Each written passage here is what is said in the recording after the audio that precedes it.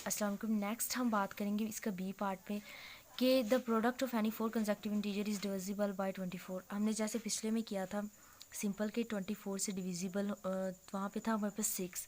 हमने ये वाला क्वेश्चन किया था 6 में, तो हमने डिवीजन एल्गोरिदम यूज़ किया। यहाँ पे भी हम डिवीजन एल्गोरिदम यूज़ करेंगे, लेकिन वो बहुत लंबा चला जाएगा। हमारे पास 24 है ना यहाँ पे, तो वो ज़्यादा लंबा चलेगा। तो इससे ये जो क्वेश्चन किया हुआ है ना, ये हमने किया हुआ है इंडक्शन मेथड से। इंडक्शन मेथड से भी इसे कर सकते हैं, लेकिन मैंने इस क्वेश्चंस को किया है जो मैंने थ्योरम बताया था ना, उस थ्योरम की मदद से, यानी कि इस थ्योरम की मदद से।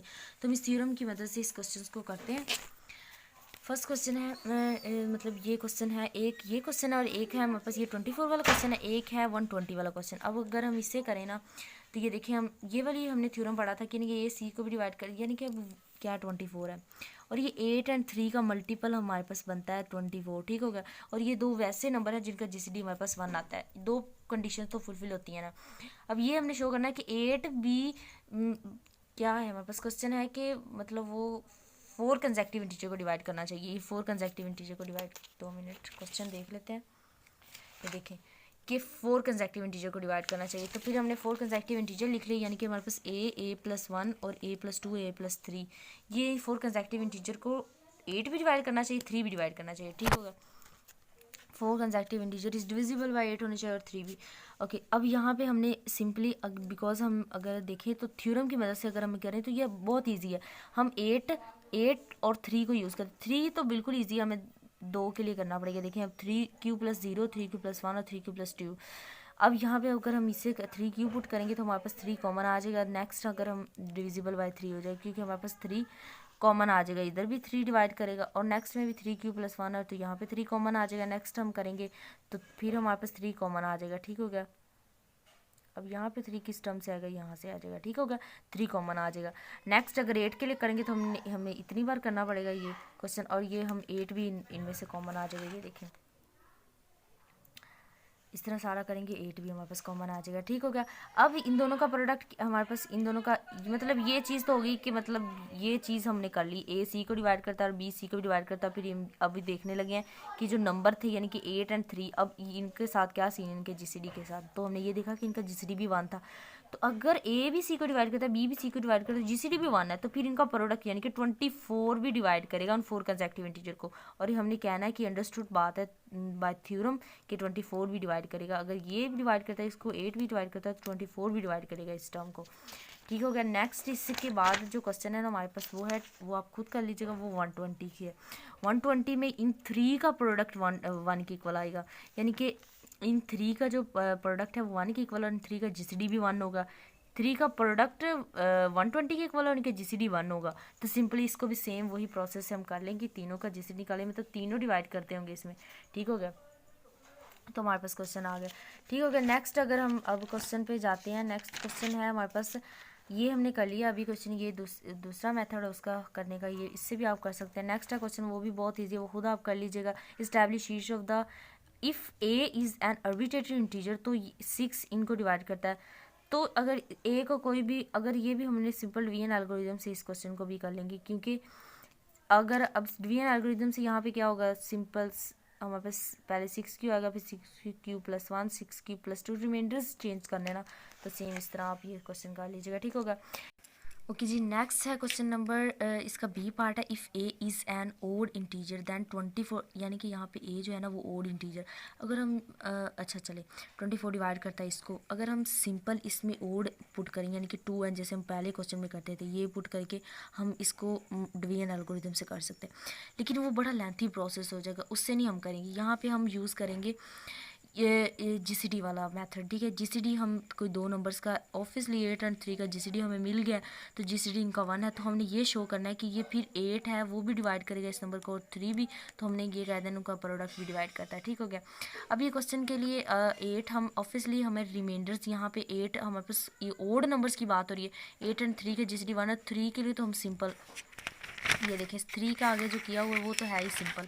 ये देखिए यहाँ से अगर हम 3 को देखें तो पहले एक रिमाइंडर्स चेंज करने हैं ना, एक में हमारे पास रिमाइंडर 0 होगा तो ये हमारे पास बन जाएगी 3, सिंपल कॉमन आ जाएगा। नेक्स्ट में रिमाइंडर हमारे पास 1 होगा, तो इस वो नीचे वाली वैल्यू में पुट करते हैं ना, इधर हमने पुट करना है, ठीक होगा। इसमें पुट करते जाएंगे तो भी हमें 3 कॉमन मिल जाएगा। सिमिलरली ये सारा क्वेश्चन यहाँ तक हो जाएगा, यानी कि हम रिमाइंडर 2 के। लेकिन 8 के लिए थोड़ा है, 8 के लिए है कि इवन है। 8 में हमारे पास अब रिमाइंडर हमें ओड मिलेंगे। रिमाइंडर हमारे पास क्या क्या हो सकता है, हमारे पास रिमाइंडर 1 हो सकता है और 3 हो सकता है।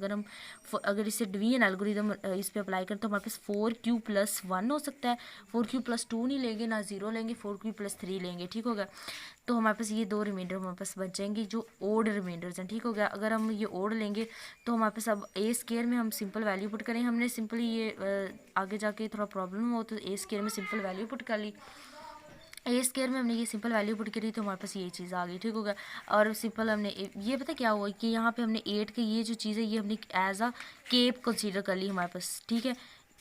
और यहाँ पे भी नेक्स्ट में भी हमने ये वाली चीज़ एज अ के कंसीडर कर ली, ठीक हो गया।